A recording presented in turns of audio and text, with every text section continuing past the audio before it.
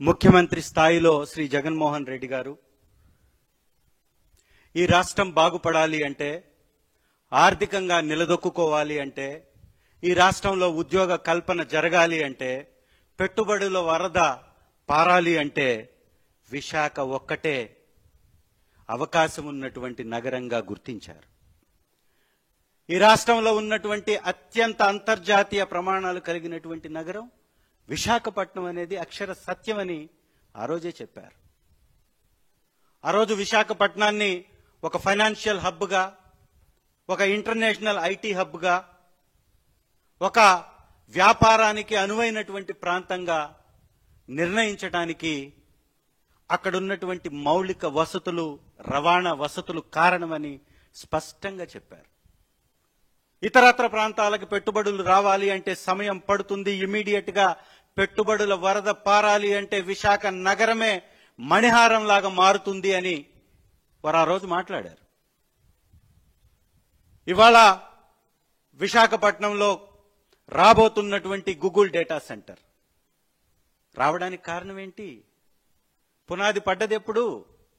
2020 నవంబర్లో.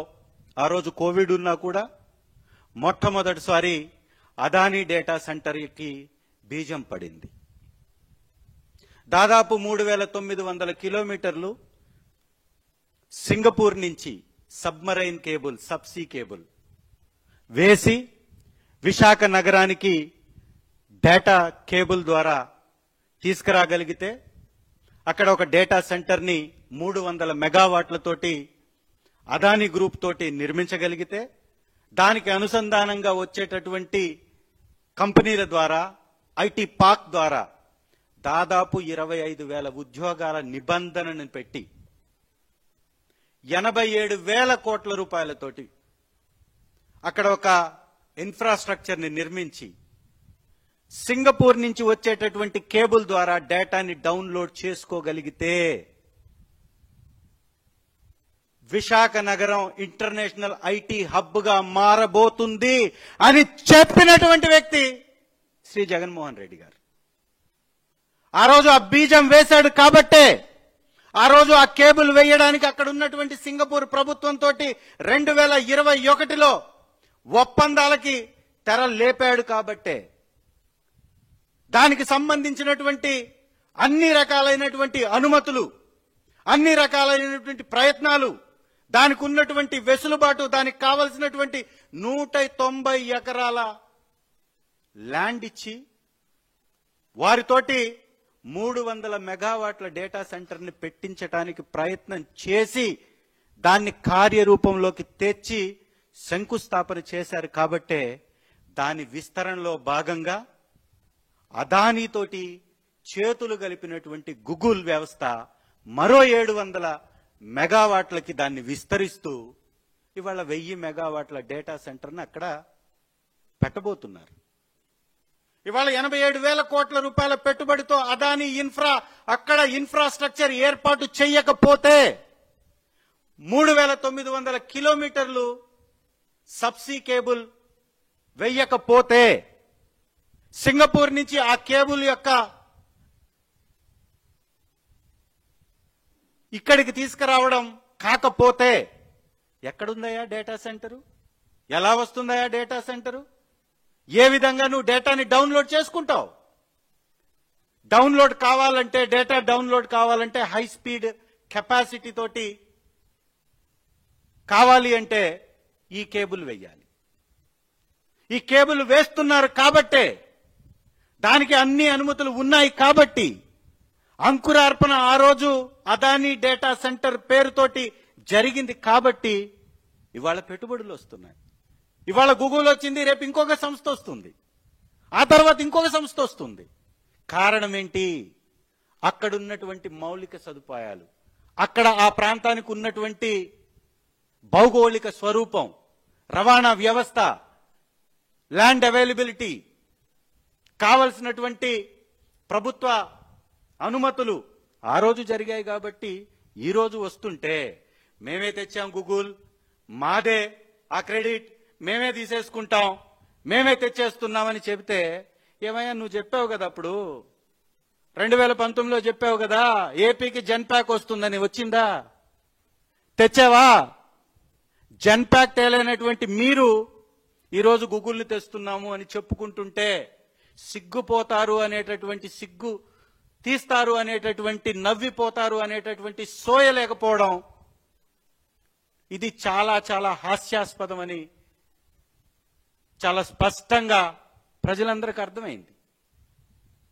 ఈరోజు ఈ డేటా సెంటర్ రావడానికి కారణమైంది వైఎస్ఆర్ కాంగ్రెస్ పార్టీ ప్రభుత్వంలో జగన్ అన్న వేసినటువంటి బీజం. ఈరోజు డేటా సెంటర్ రాక వలన 25,000 ఉద్యోగాల కల్పన నిబంధన మేం పెట్టాం. మరి మీరేం పెట్టారు? మరో 700 మెగావాట్లకు విస్తరణకి ఇప్పుడు ఒప్పందం జరిగింది కదా. ఒప్పందం జరిగినప్పుడు దానికి కరెక్ట్ 10 రోజుల ముందు, అంటే 4వ తారీఖు ఐటీ శాఖ సెక్రటరీకి, ఐటీ శాఖ సెక్రటరీ భాస్కర్ గారికి వారు ఒక లెటర్ రాశారు. గూగుల్కి సంబంధించినటువంటి అలెగ్జాండర్ గారు లెటర్ రాశారు. ఏమని?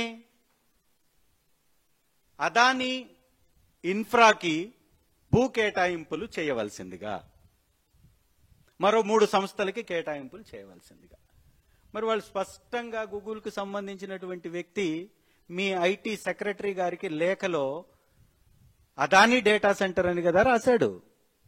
ఎక్కడన్నా అదానీ పేరు మీరు మెన్షన్ చేస్తున్నారా? అదానీ పేరు ప్రస్తావిస్తున్నారా? అదానీ పెట్టేటటువంటి పెట్టుబడుల గురించి ప్రస్తావిస్తున్నారా? సబ్సీ కేబుల్ గురించి ప్రస్తావిస్తున్నారా? ఎందుకు ప్రస్తావించట్లేదు?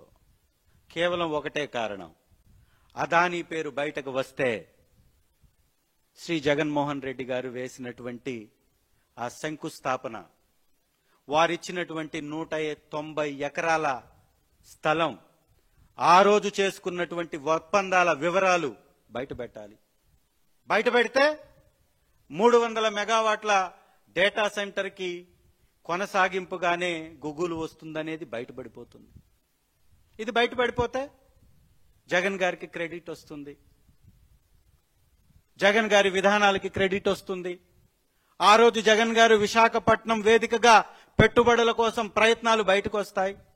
విశాఖపట్నం వేదికగా ఆ రోజు చేసుకున్నటువంటి ఒప్పందాలు బయటకు వస్తాయి. ఆ ఒప్పందాల్లో ల్యాండ్ అయినటువంటి ఇన్వెస్ట్మెంట్లు బయటకు వస్తాయి. శ్రీ జగనన్న ఆ రోజు తెచ్చినటువంటి సంస్కరణలు బయటకు వస్తాయి.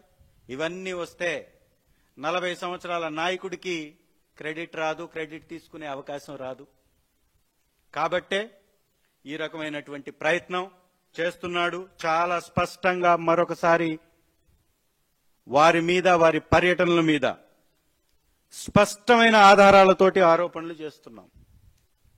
విదేశీ పర్యటనలు చేస్తుంది విహార యాత్రలకి మరియు సంపాదించిన సంపాదనని దాచుకోవడానికి తప్ప, దోచుకున్నటువంటి డబ్బుని దాచుకొని భద్రంగా పొందుపరుచుకొని విదేశాల్లో పెట్టుబడుల కోసం తప్ప పెట్టుబడులు రప్పించటానికి కాదు అనేది మాత్రం ఇది చాలా క్లియర్.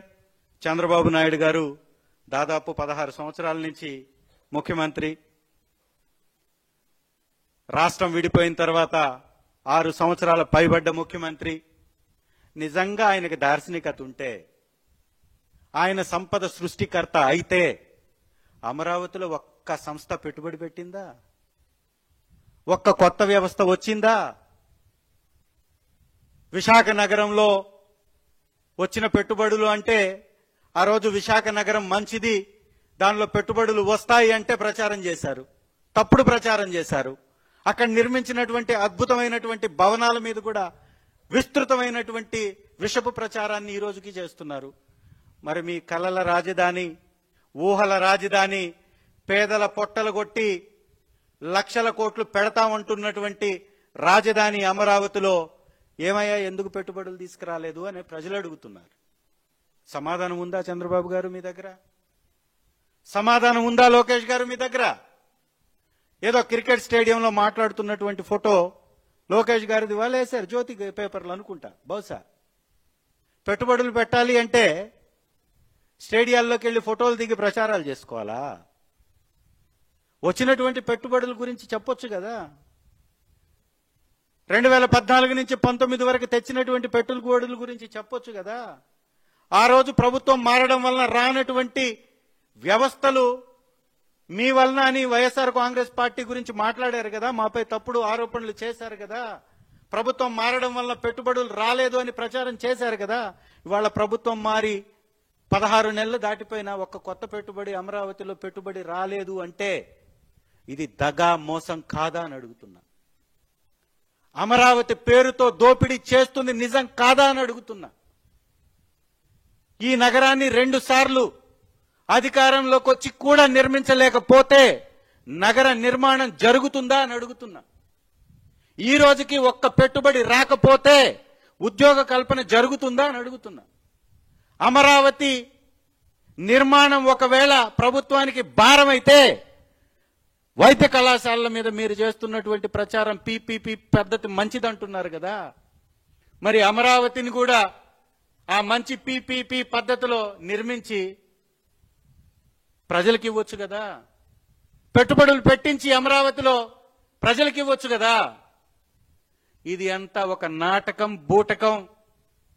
తెలుగుదేశం పార్టీ చంద్రబాబు నాయుడు గారి ఆధ్వర్యంలో జరిగేటటువంటి ఒక విస్తృతమైనటువంటి తప్పుడు ప్రచారమే తప్ప వాస్తవాలు లేవు అనేది ప్రజలందరూ గమనించాలని మరొకసారి తెలియజేస్తూ ఇకనైనా నిద్ర వేడండి. ఎమ్మెల్యేలు కొట్టుకు చస్తున్నారు ఒకరికి మధ్యలో. 50-60 మంది ఎమ్మెల్యేలు సర్వేలు చేస్తే డిపాజిట్లు కోల్పోయే పరిస్థితి ఉందని వస్తుంది. అయినా నిద్ర లేవట్లా.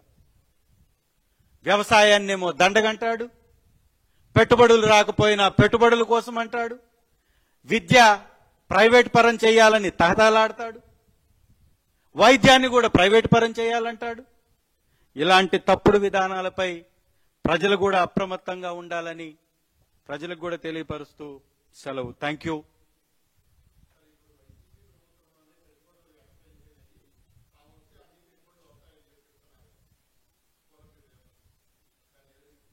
అదే నేను అంటుంది. వైఎస్ఆర్ కాంగ్రెస్ పార్టీ ప్రభుత్వంలో ఆ రోజు విశాఖ వేదికగా ఇన్వెస్టర్స్ సమ్మిట్ జరిగినప్పుడు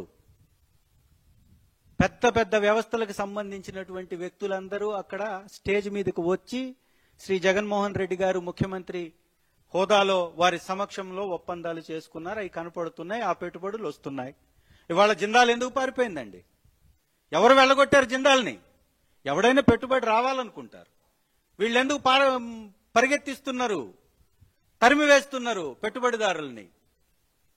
ఎందుకు అమ్మాయిల హనీ ట్రాపుల్లో వాళ్ళని నిరికించి వాళ్ళని తరిమేస్తున్నారంటే ఇక్కడ పెట్టుబడులు పెట్టాలన్నా వారికి కప్పం కట్టాలి, మేమే పెట్టుబడులు పెట్టాలి, బి గ్యాంగ్ మాత్రమే ఇక్కడ వ్యాపారాలు చేయాలి, చంద్రబాబు గారి బాబు గారి గ్యాంగ్ మాత్రమే ఇక్కడ వ్యవహారాలు చేయాలనేది వాళ్ళ విధానం. కాబట్టి ఇవాళ జిందాల్ గ్రూప్ వెళ్ళిపోయింది. ఏ కొత్త పెట్టుబడి వచ్చింది?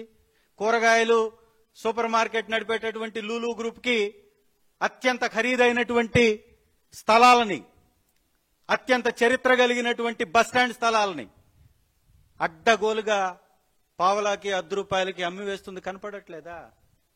ఎక్కడొచ్చాయి పెట్టుబడులు? లూలు అనేటటువంటి గ్రూప్ ఎంత చిన్న గ్రూప్, దీని మీద ఎంత ప్రచారం చేశారు. సో పెట్టుబడులు తేలేరు చంద్రబాబు గారు అనేది స్పష్టం. ఎందుకంటే ఒక్కటి చిన్న ఉదాహరణతోటి ఈ రోజుకి ఐటీ ఏ రాష్ట్రం నంబర్ 1 అండి? కర్ణాటకలో విపరీతమైనటువంటి పెట్టుబడులు, ఐటీ హబ్గా కర్ణాటక రాష్ట్రం ఉంది. చంద్రబాబు గారు ముఖ్యమంత్రి, అక్కడ వారేమైనా పెట్టుబడులు పెట్టించారా? ఐటీ రంగాన్ని ఆయన ఓన్ చేసుకుంటూ ఉంటారు చంద్రబాబు గారు. అలాంటి రంగంలోనే ఈ రోజు వరకే ఆంధ్రాలో పెట్టుబడులు తేలేకపోయారు. ఐటీ రంగంలోనే పెట్టుబడులు తేలేకపోయారు. ఇంకెక్కడుంది సంపద సృష్టి? ఇదంతా బూటకం, నాటకం.